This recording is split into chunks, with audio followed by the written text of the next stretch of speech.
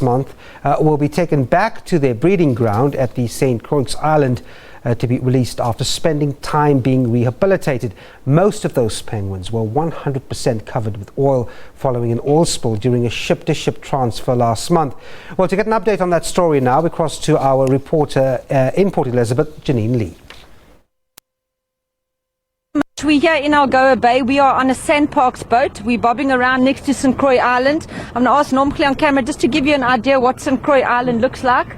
It's virtually impossible to get onto. You can't really live here. There's nothing on it, but the penguins seem to love it, and the fact that humans can't get onto it, I think that's why they love it so much. Algoa Bay is home to over 60% of the world's African penguin population, so very, very important when disasters like this do happen that everything is done to protect the species. I'm with Janita Rath from Sandcob, and she has been extremely busy the last couple of weeks making sure that these penguins get cleaned completely and they can be released. A big release today, over 72 penguins. Janita, what's it been like the last few weeks? Tiring, tiring, but this is what we do it all for, to get these guys back out into the wild. And what a humongous, lovely feeling to see these guys going back. While we're so worried about the penguin population and their numbers, it's just lovely to see them going back. One of the biggest releases for the country ever. Wide. I don't think Cape Town or anyone's had such a big release.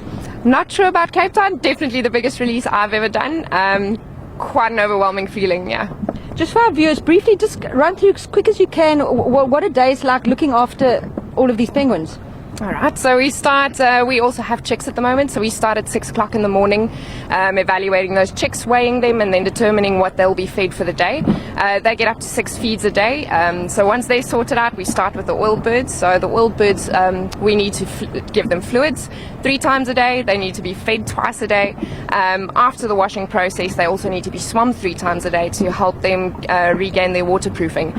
So all of this needs to be fit in, and we stick to a tight schedule to get all of that fit into a day. And then you also need to look after your people that do all of this work, and they also need to feed themselves and hydrate themselves. Yeah. And how much fish were these penguins going through a day? So we were going through about 200 kilograms of fish a day at the moment. We'll be going through much less after today's release. I'm sure you're going to get some well-deserved rest. There you have it. That's just how difficult it is to look after and clean all these penguins. And Janita hasn't even alluded to how much work went into actually getting all the oil off them. But a massive release today, and it couldn't have been done without Sandcob. And you can also see in the background National Sea Rescue. They don't only save lives at sea. Wherever they can help, they do their part. From us here in Algoa Bay on the Sandparks boat, it's back to you on dry land in Johannesburg. Well, thanks very much indeed. Janine Lee there in PE. News break now. And